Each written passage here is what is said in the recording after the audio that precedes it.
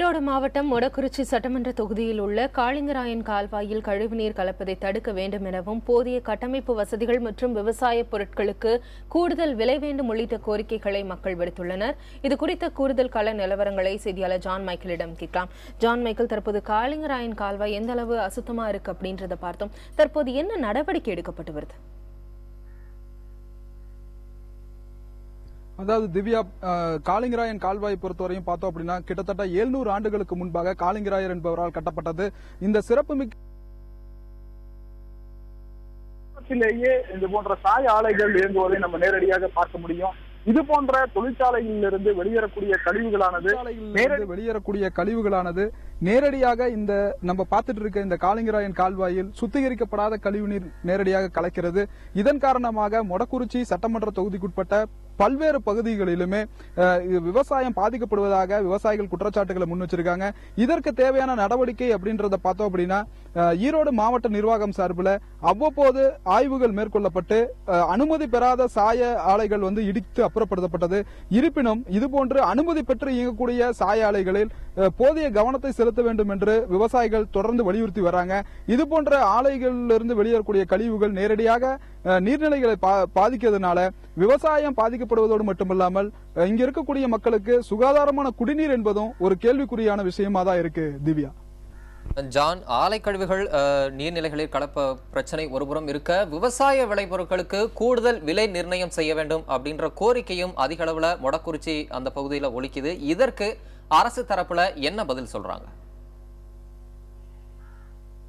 நிச்சயமா தம்பி தமிழரசன், இது குறித்து இந்த விஷயத்தை நம்ம பார்க்கும் போது பார்த்தோம் அப்படின்னா முன்னோக்கி பார்க்கணும். அதாவது 1996ஆம் ஆண்டு நடைபெற்ற சட்டமன்ற தேர்தலின் போது ஒரு புரட்சியை இந்த மொடக்குறிச்சி சட்டமன்ற தொகுதியில் இருக்கக்கூடிய விவசாயிகள் ஏற்படுத்தினாங்க. கிட்டத்தட்ட 1330 விவசாயிகள் இந்த தொகுதியில போட்டியிட்டு ஒரு புரட்சி ஏற்படுத்தினாங்க. அப்போது முக்கிய அம்சமாக பார்க்கப்பட்டது என்ன அப்படின்னா விவசாய பொருட்களுக்கு உரிய விலை கிடைக்கல அப்படிங்கிற ஒரு கோரிக்கையை முன்வச்சுதான் பிரதானமாக விவசாயிகள் அந்த தேர்தலை சந்திச்சாங்க. தற்போதும் அதை தொன்று பார்த்தோம் அப்படின்னா படிப்படியாக விவசாயிகளுடைய இடுபொருட்களுடைய விலை உயர்வுக்கு ஏற்ற பொழுதுமே உரிய விலை என்பது விற்பனைக்கு கிடைக்கல அப்படிங்கிறது பிரதானமான ஒரு உண்மையா இருக்கு. இந்த பகுதியில் பொதுவாக தேங்காய் உற்பத்தி அதிகமாக இருக்கிறது. இதனால கொப்பரை தேங்காய்க்கு ஒரு கூடுதலான விலையை கிடைக்க நடவடிக்கை எடுக்கணும் அப்படின்றது ஒரு பிரதான கோரிக்கை. அது மட்டும் இல்லாமல் மஞ்சள், வாழை, கரும்பு இப்படி பல பயிர்கள் வேளாண்மை செய்யப்பட்ட போதுமே தொடர்ந்து விவசாயிகள் வலியுறுத்தி வருவது போல உரிய விலை கிடைக்கல அப்படிங்கிறது தான் ஒரு யதார்த்தமான நிலையா இருக்கு. இதற்கு மத்திய மாநில அரசுகள் நடவடிக்கை எடுக்கணும் அப்படிங்கிற ஒரு யதார்த்தம் இருக்கிறது. அதாவது இந்த மொடக்குறிச்சி தொகுதியை ஒன்று திரட்டி இந்த பகுதியில் அதாவது மஞ்சளுக்கு ஒரு ஆன்லைன் வணிகத்தை தடுத்து நிறுத்தோடு மட்டுமல்லாமல் விவசாயிகளிடம் நேரடியாக கொள்முதல் செய்யும் திட்டத்தை நடைமுறைப்படுத்தணும். மஞ்சளுக்கு கிட்டத்தட்ட குவிண்டால் ஒன்றுக்கு 10,000 ரூபாய் விலை நிர்ணயம் செய்யணும் அப்படிங்கறதும் விவசாயிகளுடைய எதிர்பார்ப்புல ஒன்னா இருக்கு. தம்பி தமிழரசன். ஜான் மைக்கேல், சாய ஆலை கழிவுகள் தான் இந்த பெரும்பாலான விவசாயிகள் சந்திக்கக்கூடிய பிரச்சனைக்கு அடிப்படையா இருக்கு.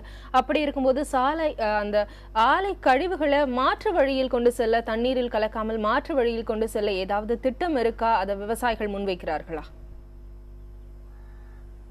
நிச்சயமா திவ்யா, அதாவது பார்த்தோம் அப்படின்னா இந்த காளிங்கராயன் கால்வாயின் இடது பகுதியில இந்த திட்டத்திற்காக, அதாவது ஈரோடு சுற்று வட்டார பகுதியில் இருந்து வெளியேறக்கூடிய கழிவுகளை நேரடியாக இந்த காளிங்கராயன் வாய்க்கால்ல கலக்கக்கூடாது என்பதற்காக மாவட்ட நிர்வாகம் சார்பில் இந்த ஒரு திட்ட அறிக்கை நடைமுறைப்படுத்தப்பட்டது. ஆனா கிட்டத்தட்ட பார்த்தோம் அப்படின்னா 5 கிலோமீட்டர் தொலைவு வரையும் தான் இந்த துணை கால்வாயானது கட்டப்பட்டது. அதன் பிறகு அது கைவிடப்பட்டிருக்கிறது. இதனால் என்ன பிரச்சனை அப்படின்னா இந்த காளிங்கராயன் கால்வாய் வழியாக தொடர்ந்து இந்த கழிவுகள் கலந்து மேலும் காவிரி ஆற்றில் போய் இது கலக்கிறது. இதனால கிட்டத்தட்ட 7 மாவட்டங்களினுடைய குடிநீர் ஆதாரமும் பாதிக்கப்படுது. இது போன்ற சாய ஆலைகள் இந்த நீர்நிலைகளினுடைய ஓரப்பகுதியில் செயல்படுவதை தடுக்கணும் அப்படின்ற ஒரு கோரிக்கை விவசாயிகள் பல தடவை வலியுறுத்தி இருக்காங்க. இதனை தொடர்ந்து பார்த்தோம் அப்படின்னா இந்த இது போன்ற நீர்நிலைகளினுடைய அருகில் இருக்கக்கூடிய கிட்டத்தட்ட 5 கிலோமீட்டர் தொலைவிற்கு தான் தள்ளிதான் இது போன்ற ஆலைகள் அமைக்கணும் அப்படின்ற ஒரு உத்தரவு நீதிமன்றம் கொடுத்திருக்காங்க. ஆனா இது போன்ற ஆலைகள்லாம் ஏற்கனவே அனுமதி பெற்று இயங்கிட்டு இருக்கிறதுனால இந்த ஆலைகளை எல்லாம் தொடர்ந்து கண்காணிப்புல ஈடுபடுத்தணும் அப்படிங்கிறது இங்க இந்த பகுதியில் இருக்கக்கூடிய விவசாயிகளுடைய ஒட்டுமொத்த கோரிக்கையா இருக்கு. திவ்யா, ஜான், மொடக்குறிச்சி பகுதியில் போதிய கட்டமைப்பு வசதிகள் இல்லை அப்படின்ற ஒரு குற்றச்சாட்டும் பரவலா முன்வைக்கப்படுது. அதை நம்ம அந்த செய்தி தொகுப்பிலேயே பார்த்தோம்.